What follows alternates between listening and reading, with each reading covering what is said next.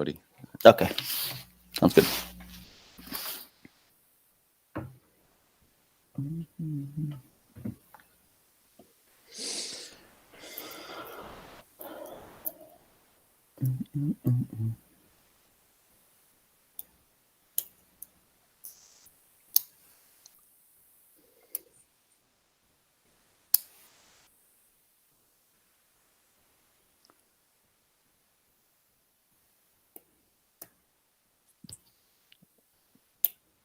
I don't see anything. I just see myself still.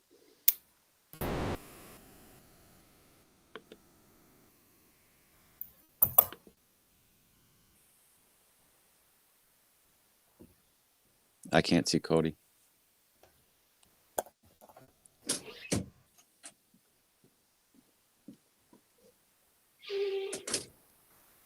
Oh, there you are. Are we actually on right now? Yeah. Are we? So if I'm looking at this right now, are we actually live right now? See, this is an issue that we're gonna have to work out. This is why it's a soft launch, Cody. I see you there, and now I see you on the YouTube, so I know that is now what's actually happening. What's up, Cody? It's the Blue Review. It's the soft launch. Yeah, soft launch of the Blue Review, and it's a good thing it's a soft launch because Parker Bell, who is supposed to be on with us right now, is having some technical issues, and we have gone through this in the past. Last year we did this, and he did the same thing. Like, oh, it's 9:30, and we're not ready yet. He knows that I was going to rip him. You're going to get ripped. You deserve to be ripped. It's going to happen. I'm sorry, buddy. Like I love you. TSA pre-check. This is the TSA pre-check before we get to get on the. Yeah, exactly. So Monday will be the true start to the Blue Review, and then we're gonna be off on Tuesday because Mason and Ireland are gonna have they're getting inducted into the Hall of Fame. So that's pretty cool. Sportscasters Hall of Fame. We're trying to get to the Blue Review Hall of Fame. That's all.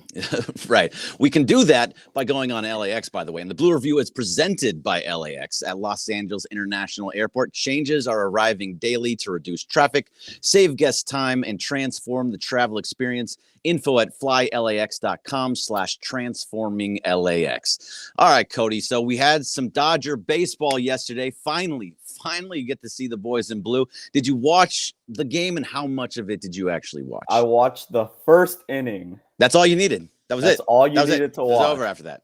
It was like we got like it was funny. I was watching. I was in the middle of Travis's league, and I was in the middle of watching the game. And it was funny because it was an interesting matchup because obviously it's the first Cactus League game, so you don't want to take too much into it. But you did face a real pitcher in Joe Musgrove, so you had to say something about it at least. And the boys looked great yesterday. Oh, yeah. The Joe Musgrove looked like mid-season Joe Musgrove. So that looked good for us. I mean, look, it's one game. It doesn't mean anything. It's just nice to see them actually playing again, and nice to see Mookie Betts, and nice to see some of these guys, and Teoscar Hernandez getting out there and having a nice shot out into center field for a ground rule double. But it means nothing whatsoever, except for that we're watching baseball again. Yeah, I think that's officially time for Dodger baseball again. Yeah. So it's the thing that I'm kind of interested in. Did you see the whole thing with the jerseys? Like, because did you notice the differences between the two jerseys between the Padres and the Dodgers? So during the actual game, no, but post, I mean, it was like a flurry of posts, not just about the Dodgers and the Padres, but just a flurry of Twitter posts or X posts about the jerseys and stuff like that. And if you look at the actual Dodgers Twitter or like Instagram, and you look at the photos that they took for like photo day, it looks very see-through. Like you can see the jersey that's tucked in to their pants. It's pretty bad, Greg. It's awful. I mean, I know it's a thing where the people say like, oh, who cares? It's just jerseys, just spring training. If these guys don't like the jerseys, then it shouldn't be happening. If Nike and Fanatics made a jersey and said, you're not allowed to customize this, that's not okay. There's no sport in the world that doesn't let you at least change some things to fit you, right? The whole saying is feel good, look good, play good, or however that goes in that whatever order it is. But like, if you're not feeling good, you're not going to be comfortable. You're not going to play well. It's insane to me that they have, first of all, see-through jerseys, see-through pants. The lettering on the back is tiny. It's out of control. The pants are tight, Greg. That's the worst thing. You talked about it before. I've heard you on the air talk about how Walker Buehler and Gavin Lux wear Yeah. those tight pants. Well, everybody's going to be wearing the tight pants now, right? The Dodgers need to take into their own hands the deferrals that Shohei had over the season and buy new pants for the entire team. It's terrible, Greg. It's terrible. No, I know. They're just ridiculous. But so let's go back to the actual game itself just for a little bit. Not so much the game, but just the Dodgers. Did anybody kind of stick out to you as in like, okay, cool, there's that, this person's out there and it feels good to see them again that's outside of Mookie? Well, did you happen to have you ever been to spring training, Greg? No, I've never been. And God, did you hear that? Okay, last week, just a quick story, really, really fast for you, Cody. Last week, I was doing the show with DeMarco Farr. It might have been even Monday this week, and for Mason and Ireland. And he was saying, I'm not a real fan because I've never been to spring training. It's nonsense. It's nonsense. Well, I'm here on Blue Review right now at 9:30 in the morning on a Friday when I could have been at home still kind of hanging out. We're trying to come in a little bit later. I'm here doing Blue Review, DeMarco. So the thing is, I'm not going to disagree with you. I think if you don't go to spring training, doesn't mean you're a Dodger fan. I mean, it's in Arizona. It's not like it's in LA, right? Right. It's a commitment to fly or drive out there. But it is the only chance that I feel like fans do get to interact with the players on an everyday basis. So like if you're like really want to interact with Mookie, Shohei, and all those guys, like of course you want to go to spring training. But the interesting thing is like I've been to spring training and it's once like the first couple innings go and they pull the starters out, they are done. Like they go out and they're done for the rest of the day. They go back and they change, and sometimes they drive themselves to the game and they just leave. Really? Yeah. So like it's an interesting thing just because like not in the middle of the game, but usually towards the end, like once the game's done, the players like Mookie and all them, like once they're done for the day, they're pretty much gone and head home and everything like that. It's not like a bus that takes them to the game like they usually does. But there's always quotes because the media scrims are always like right after like they're done from the bullpen or they head back in. Gavin Lux was the thing that interested me the most because it's I don't know the exact date, but to me, Gavin Lux at bat, seeing him out on the field again, I think it's a good thing just because he's going to be the everyday shortstop for the Dodgers. So you're going to have to see how the progression goes the entire time. I didn't see. I think he hit a single or a double. I think I'm not entirely. I forgot what he was. Gavin Lux. I thought it was a Gavin single. Lux. Yeah, I think it was a. But yeah. I think it was good to see Gavin Lux out there and Teoscar. I mean, what an impact to make for your first. I mean, besides the pitching signings and Shohei, I think Teoscar was kind of like snuck a little bit under the rug, even though everybody was like kind of like, oh, like it's the signing that the Dodgers needed, but it kind of like went under the rug just because, I mean, Shohei and Yamamoto. Yeah, no, I mean, Teoscar's going to have to play very well. He's going to probably be right there towards the top of the lineup, and he's going to be in playing. You're basically your everyday left fielder for the most part. Yep. There's going to be days he's going to get days off, of course, but he's going to be out there day in and day out. So to see that, I agree with you. I was excited to see Gavin Lux. I liked the fact that he was just out there, and you could see he was on the field again. Whether or not he had a great game or a bad game, it didn't really matter. I think he went 1 for 2. He walked once. I think he struck out once, and he had a single. It was great. Fine. That's all you kind of need from him. And it's just being comfortable again. And see, it's the thing with Gavin is it's going to be about his defense and what he does at shortstop. And honestly, he doesn't have to be amazing at shortstop. He doesn't have to be a Gold Glove shortstop. He just has to be serviceable. He just has to be somebody that can play defense at a pretty decently high level above replacement player, and just that's about it. Besides that, be at the bottom of the lineup, be number 9 in the batting order, and just get on base. Which he's succeeded at. I mean, prior to last year, when he was in the 9 hole, that's when he was at his best. Actually, if you really look at like all his the stats and everything like that, and I get back to what you were talking about defensively. He has a good person to kind of mentor and advise him in Miguel Rojas, who's if you watch highlights of him picking up defensive like drills and stuff like that, I mean, it looks beautiful every time. So I think it's a great thing to have Miguel Rojas, not just as a kind of a emergency backup for Gavin Lux, as the teacher for Gavin Lux, but also just a good chemistry guy in the clubhouse. Yeah. So if he can just be serviceable there and all over the place, that's all you kind of need from him coming back from that injury from last year. Great. That's all you need. Another guy that I'm worried about, and I actually really want to hear what you think about it because I'm kind of on the fence of what I want here. You're talking about backups and having that serviceable backup with I Miguel think I know where Rojas. we're going. You think you know where we're going? Yes. Austin Barnes. I love Barnesy. He's a leader on this team. He's actually probably one of the biggest leaders on the team. If we're going to talk about who that person is, it's not going to be Mookie. It's not going to be Freddie. It's not going to be Shohei. It's going to be somebody that can just keep the clubhouse together. And Austin is probably one of those people. Jason Hayward's probably another one of those guys that will be a big part of that leadership team. So at least in my opinion. But Austin Barnes is no longer, in what I saw last year and probably for most of his career, a serviceable backup anymore. He was always about his defensive abilities behind the plate and calling games. And really, he was like A.J. Ellis for Kershaw back in the day. Oh, hi, Parker. How we doing? Hey, you're back. I'm going to finish my thought now, but welcome into the show for, 11 minutes later. But you figured it out, so I'm happy We did it somehow. Austin Barnes, personality hire. All right. Yes. Continue. So Austin Barnes is going to be that guy. I thought he's not really serviceable at the plate anymore. And if Clayton Kershaw is not going to be pitching until maybe August, September, somewhere post All-Star break, a little bit even further down the line, if that's not going to happen, and he was his personal catcher for the most part, do you stick with Austin Barnes or do you try and bring up somebody from the minors that probably are not ready yet? Dalton Rushing is nowhere near ready, but he's probably the best of all of them. I'm blanking on the other. Diego Cartaya is another guy, but he kind of fell off a little bit. He's really been dropping, really fell off. So you can't really use him there.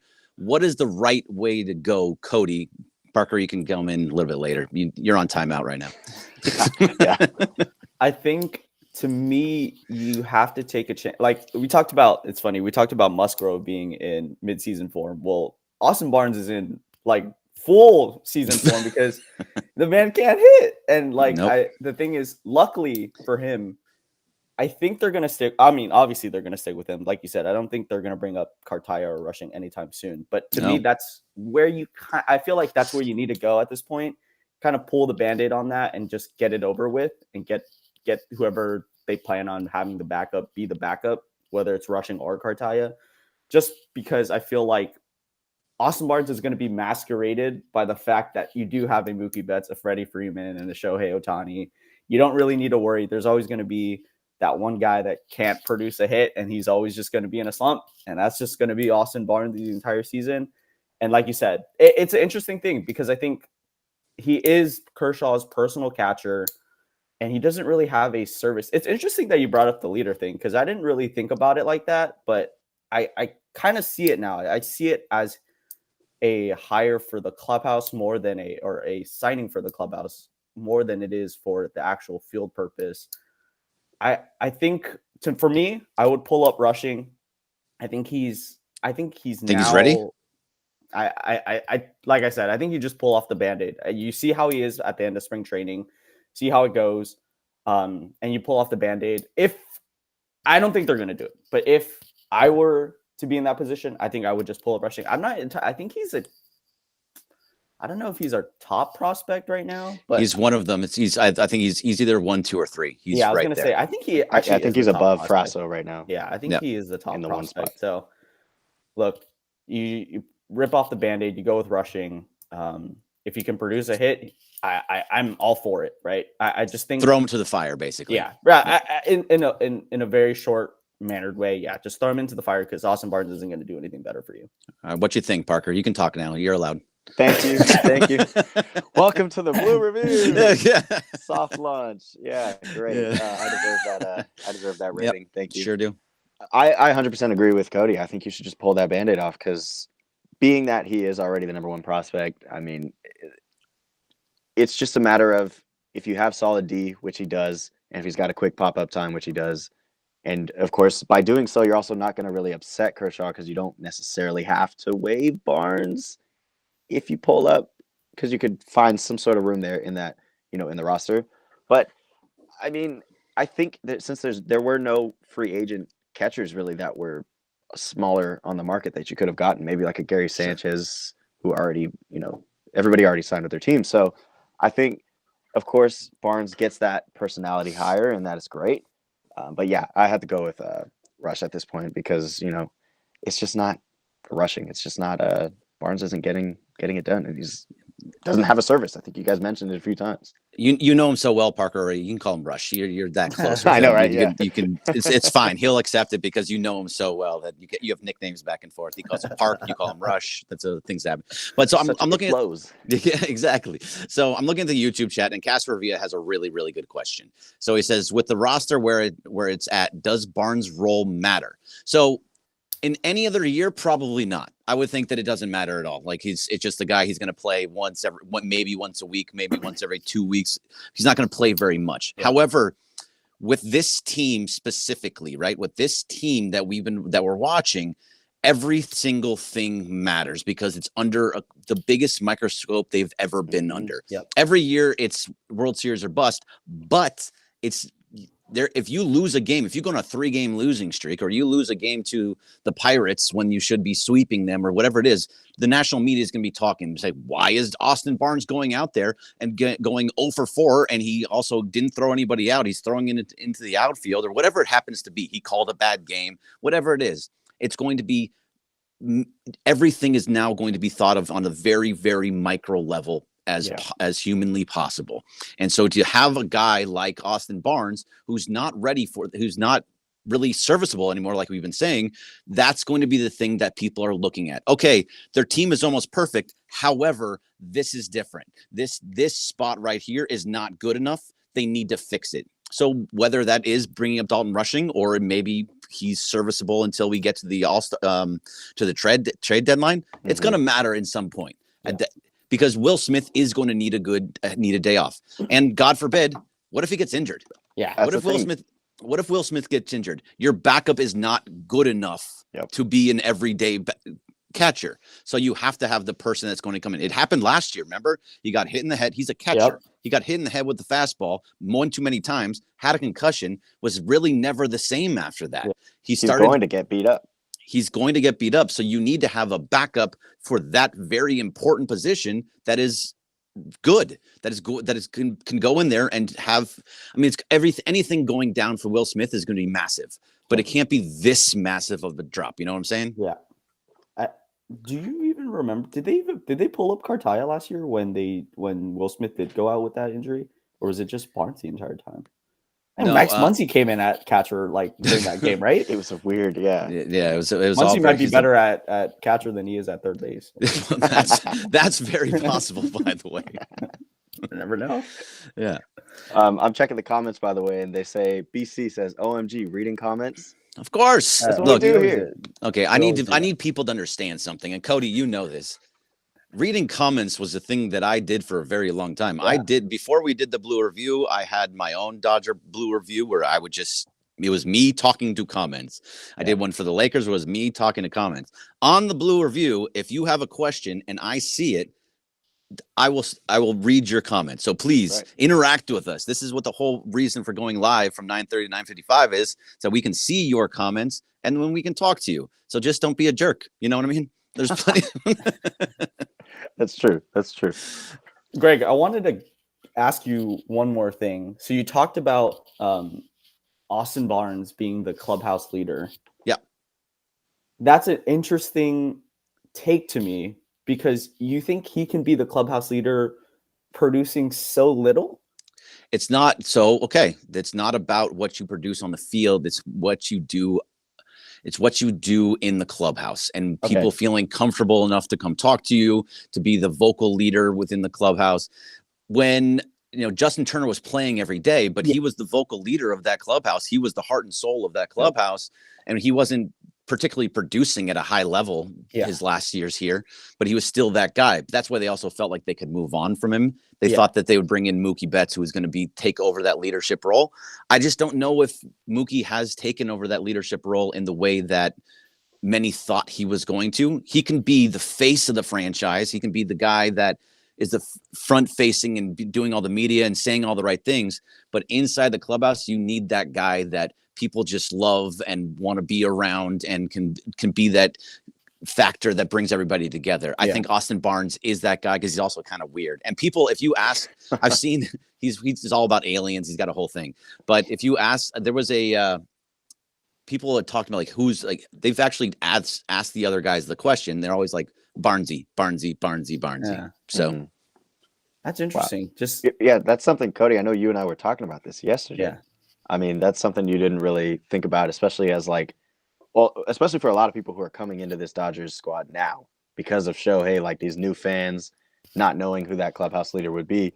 But I think you brought up a good point where Mookie, and I think we could even go as far as to say as maybe Freddie, aren't necessarily that guy. Freddie more so than Mookie, but both of them in terms of like that hardcore leader in the clubhouse who everybody just looks to as, oh my gosh, this guy's, bringing up everything when the playoffs come around. These guys are bringing up the mood and making us like that fire under us. But Cody and Greg, to both of you, could Shohei be that guy, even with the language barrier? You want to go first, Cody? I just talked a lot. I think we were talking about this yesterday. I think Ohtani has to be the de facto leader, maybe on the field, and maybe there's two different sides to it. Maybe there is a clubhouse and versus like a leader on the field. Like Parker just said, there is a language barrier, but to me, Ohtani is going to be the guy that kind of leads by example. And I feel like Mookie, Freddie, and Ohtani are all those guys anyways. They all kind of lead by example, just kind of go with the flow, and they're just going to produce, and everyone's kind of has to follow. Like I was talking to Parker yesterday, like kind of like Kawhi in a way, just kind of lead by example, not a really big rah-rah guy. But to me, I feel like Ohtani kind of has to be the de facto leader just because he's making all that money. Mm-hmm. And he's like the face of the MLB. I just feel like that's such a big weight to carry that it unfortunately falls on him. I don't think he wants it, but I just think it falls on him. Well, to your point, real quick before you go, Greg. No, I sneezed. I don't have a button to stop the sneeze. Go ahead. Yeah, we're doing this via the iPads and the online system. No, they like the coughing. They like the coughing. They do like it. They do like it. So, to your point about the Shohei, maybe like not being the rah-rah guy, maybe he is, and we just haven't seen it yet. Maybe now that he's in LA, maybe he is that guy who is going to get excited after a hit, get all rah-rah, pomp and circumstance, leading the team in that kind of way, and we've just never seen it because he spent 6 years in purgatory. He was 60. I think I've said it before, there's a difference between Los Angeles and Los Angeles of Anaheim. Who he is down in Anaheim is different than who he is in Los Angeles, as of what we've seen right now. Yeah. He seems to be a completely different guy that is speaking English, that is being around his teammates. There was a whole video of him like putting his head on Teoscar Hernandez's shoulder, and they were, just saying he was learning how to say buenos dias and, como está, fanáticos, and he was doing all that kind of stuff. So maybe he is going to be different here in Los Angeles because, look, he deferred all that money to win, and part of winning is being more of a clubhouse leader and being that guy. Then hopefully that happens, but like you said, I think there is very much a difference between leader on the field and leader in the clubhouse. He should be the leader on the field, and Mookie and Freddie are part of that too. But in the clubhouse, it's going to be guys like Austin Barnes. It's going to be guys like Jason Hayward. It's going to be guys that just show you who, just show you. Even Teoscar, Teoscar probably could be too. I mean, he's new, so it might take him a little bit, but he seems to have that personality. It's going to be a guy that is just a rallying force, but shows you every day in, day out that he has the work ethic. He's going to do it the right way. He's going to go to every single practice. He's going to do stretching when he's supposed to. He's going to be in the cage when he's supposed to, and other guys are going to do that too. I think that's maybe not what Shohei's about. I don't know what he's about. So I don't think he needs to be that guy in the clubhouse, but he has to be him on the field. Mm-hmm. I agree. And couldn't have said it better myself. Well, guys, we are running out of time, and I do want to thank the chat real quick, just for interacting with us on our first day, our first soft launch. I think there's a lot more to come, and at least on my end, there will be a lot less mistakes and more preparedness. So thank you. Just wanted to shout out the chat real quick. Yeah, thank you, I'll chat. let you close this out. All right. Thank you, chat. Loved having you guys in there. We're going to be doing this all season long. We are going to be Monday through Friday, 9:30 to 9:55 a.m. live on YouTube, leading into Travis and Sliwa. So you listen to the Blue Review, and then you can go listen to Travis and Sliwa right after us. It's going to be all the time, every single day. So please be here, interact with us, give us your questions. I'm going to try and get to every single one of them. Cody will, Parker will. It's going to be a very interactive show. So thank you guys. Thank you to LAX, and we'll see